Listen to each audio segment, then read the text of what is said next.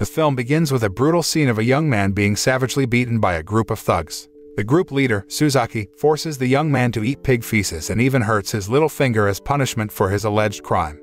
The young man eventually confesses to stealing money from a financial company called UN Finance, claiming he is the only one involved in the theft. As the scene shifts, we were transported to Hiroshima in 1988. The atmosphere is tense, as the city is amid a brutal battle for power between rival Yakuza clans. The competition between these criminal organizations has claimed many lives and has been raging for decades. The city is a war zone, with violence and bloodshed around every corner. Clearly, the stakes are high and no one is safe.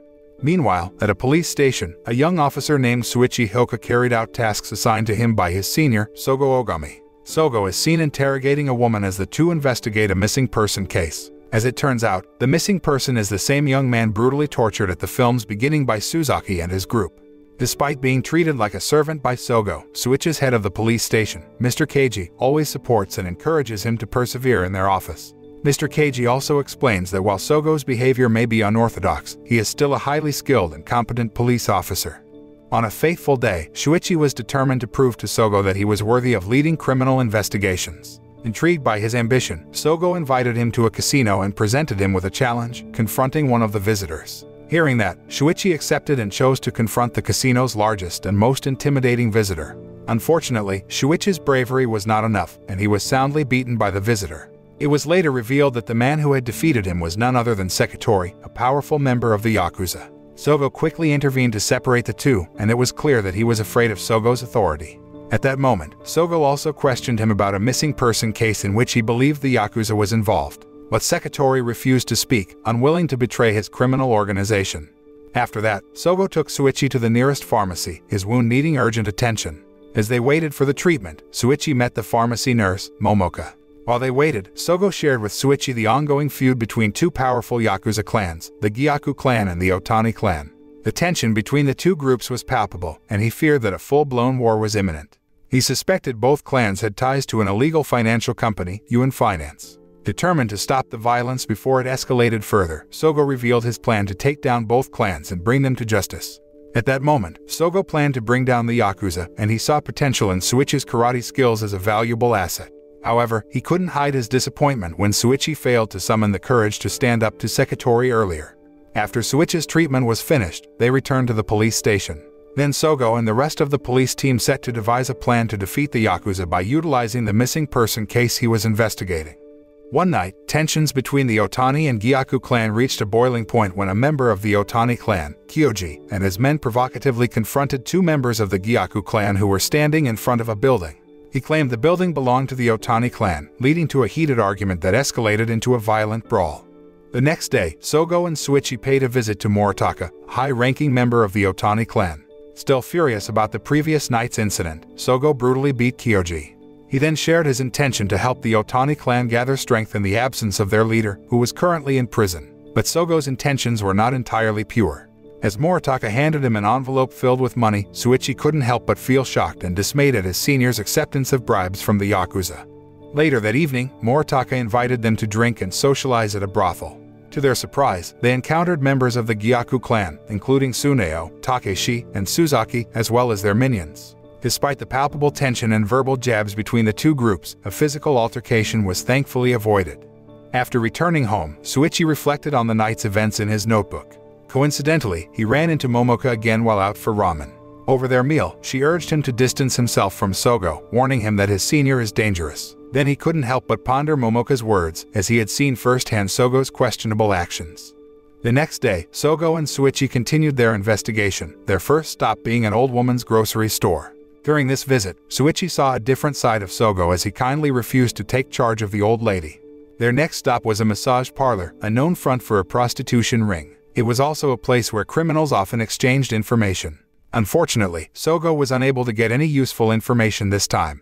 Their next destination was the headquarters of one of the Gyaku clan's allies in the center of Hiroshima City. Upon arrival, they were surprised by Yoko, who was holding a shotgun and about to shoot her husband, Genji. She had mistaken him for having an affair. Then Sogo quickly stepped in to calm her down and send her home. From Genji, Sogo obtained important information about the missing person case, which was most likely carried out by the Gyaku clan. Determined to uncover the truth, Sogo and Suichi moved on to the next Gyaku clan alliance. However, they were met with hostility and ordered to leave. Not one to be deterred easily, Sogo devised a plan to infiltrate the alliance. He set fire to the back of the building, causing panic and allowing him to sneak inside. He ordered Shuichi to steal the CCTV footage while he gathered further information. At first, Shuichi hesitated to comply with Sogo's request to steal the CCTV footage, feeling confused and conflicted. However, Sogo convinced him by striking him in the face, causing his hand to reflexively hit Sogo, knocking him unconscious. The incident left Shuichi surprised and shaken, but he ultimately followed Sogo's orders and found the CCTV footage of the building. Back at the police station, Shuichi and Sogo watched the footage with their colleagues. The footage gave them a clearer lead on the case, but he couldn't shake off his dissatisfaction with Sogo's illegal actions. He scolded Sogo for disregarding the law, but Sogo brushed off that warning, emphasizing his determination to complete their mission at any cost. One night, the Gyaku clan held another drinking party at the brothel. They requested for Mama to serve them, which caused jealousy from Takashi, a member of the Otani clan who was in a relationship with her. In a rage, he attacked the members of the Gyaku clan who were teasing Mama, but he was beaten and shot by a member of the Gyaku clan named Ryu, ultimately leading to his death. Elsewhere, as Shuichi sought shelter from the rain, he coincidentally ran into Momoka again. Then she invited him to her home while they waited for the rain to stop. At her home, Shuichi learned that Momoka was a widow, though she had yet to officially divorce her husband. She confided in him about her husband's involvement in many problems. Then Momoka invited him to stay the night and sleep with her. As Shuichi listened to Momoka's words, he felt a knot form in his stomach. He couldn't shake the feeling of unease that had settled over him. Seeking a moment of respite, he asked Momoka for permission to step out and buy some alcohol to help him relax. But as Shuichi stood in the store, selecting his drinks, he heard gunshots ringing nearby. Suddenly, a man from the Otani clan came running towards him, being chased by another group. Without hesitation, he leaped into action and caught the fleeing man, but this only served to anger Sogo, whom he was currently allied with.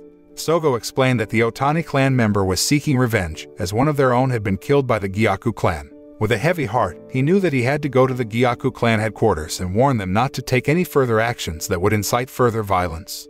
The next day, Sogo paid a visit to Kenji, the leader of the Otani clan, who was currently serving time in prison. He convinced Kenji that he would help them eliminate the Gyaku clan once and for all. He also urged Moritaka to avoid starting a war and, instead, to give him 3 days to resolve the conflict peacefully. If he failed to find a solution within that time frame, the Otani clan would take matters into their own hands and attack the Gyaku clan. Feeling troubled by Sogo's actions, Shuichi decided to go to the Hiroshima police headquarters to report his behavior. It turns out he had been assigned to keep tabs on Sogo's movements for some time. The police superiors were eager to uncover Sogo's dark past and chose not to punish him immediately, instead opting to investigate the root of the problem. After the death of Takashi, Sogo acted quickly, ordering Mama, who was still reeling from Takashi's death, to frame his murderer, Ryu. Without hesitation, he began torturing Ryu for answers, and Shuichi found himself unwillingly pulled into helping Sogo carry out his violent plan. In the end, Ryu admitted that the Gyaku clan kidnapped a young man and tortured him, but he did not know where the young man was and suspected he was dead. The next day, Sogo and Shuichi went to a pigsty where the young man was believed to have been held and tortured by Suzaki, acting on information from Ryu. Though he was deeply uncomfortable with Sogo's methods, Shuichi felt compelled to follow him. Unfortunately, their search turned up with no leads or evidence. Sogo immediately suspected a ranch official, who appeared to be connected to the Gyaku clan, and had him taken to the police station for questioning. But the ranch officer refused to cooperate, enraging Sogo. In a fury, he brutally beat the man and kicked Shuichi out of the interrogation room for trying to intervene. As Sogo continued his sadistic torture of the farm worker, Shuichi couldn't help but wonder how much longer he could stand by and watch his senior's disturbing behavior.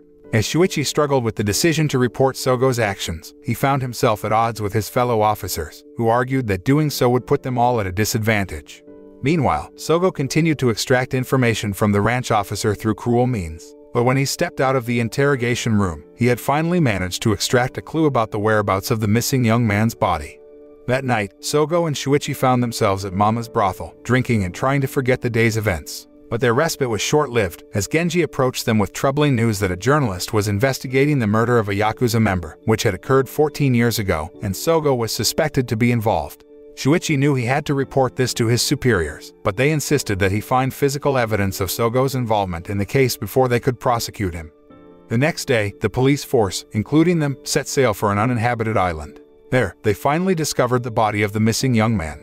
But their relief was short-lived, as a journalist named Takafumi approached Sogo's boss, accusing Sogo of being involved in the murder case 14 years ago. As a result, he was suspended from the case, and the investigation was ongoing. This made it difficult for Shuichi to prevent a war between the Otani clan and the Gyaku clan, so he immediately went to see Moritaka, the leader of the Gyaku clan, in an attempt to persuade him to seek a peaceful resolution. Unfortunately, Shuichi's words fell on deaf ears with Moritaka, who saw him as nothing more than a nuisance. That night, Moritaka ordered Kyoji to avenge Takashi on behalf of the Otani clan. Meanwhile, Sogo was being detained by his superiors, filling out investigative documents and worrying about his inability to control the two warring Yakuza clans. He even attempted to flee but was quickly apprehended by the police. Meanwhile, Kyoji began taking matters into his own hands, targeting and shooting members of the Gyaku clan one by one at the brothel. Then Sogo and Shuichi rushed to the hospital to prevent Tsuneo, a high-ranking member of the Gyaku clan, from retaliating and starting a full-blown war. There, Sogo reminded Tsuneo that Yoshihara, another high-ranking member of the Gyaku clan who had been shot by Kyoji, was still alive. Then Tsuneo agreed to listen to his proposal on the condition that he either killed Moritaka or convinced him to retire. But when Sogo met with Moritaka to deliver Tsuneo's message, his efforts were met with immediate refusal. Moritaka was determined to continue the war, unwilling to surrender to the clan that had killed Takashi. That night, as the situation escalated, Shuichi urged Sogo to stop all his plans, reminding him that he was a good cop and that playing with fire with the Yakuza would only lead to his downfall. Though Shuichi was deeply concerned for Sogo's safety, he knew that Sogo was not the type to give up easily. As the police began to crack down on the Gyaku clan, arresting members and high-ranking officials on charges of murder, Sogo suddenly disappeared. At that moment, Shuichi grew increasingly suspicious, believing that his senior may have been kidnapped. He felt angry with his superiors at headquarters for leaking his report to the press and turned to Genji for answers. Genji tried to help but had no information on Sogo's whereabouts. He attempted to give Shuichi a different perspective on Sogo, suggesting that his involvement with the Yakuza was not for personal gain but to gain their fear and ultimately destroy them. Desperate for answers, Shuichi turned to Mama, a former brothel owner who had known Sogo for many years. Then she gave him Sogo's diary, which revealed that Sogo had been investigating the Yakuza and corrupt police officers for decades. She also revealed that the murder that occurred 14 years ago was not committed by Sogo but rather by her in revenge for the death of her husband. Sogo had helped her avoid going to prison, as she was pregnant at the time. Though he did not pull the trigger, he ultimately took responsibility for the murder. Sometime later, when Shuichi was informed of Sogo's death and saw his corpse with his own eyes, he was devastated. But his grief turned to anger when he learned that the police had closed the case as an overdose, despite clear evidence of a stab wound in Sogo's stomach and pig excrement found on his body. He was convinced that Sogo had been murdered and not killed himself. Determined to uncover the truth and seek justice for his mentor, Shuichi took matters into his own hands. He returned to the pigsty, where he believed Sogo had been tortured and killed, and searched for evidence to support his theory. He found Sogo's golden lighter, which only served to fuel his rage. In a fit of anger, he beat the ranch officer.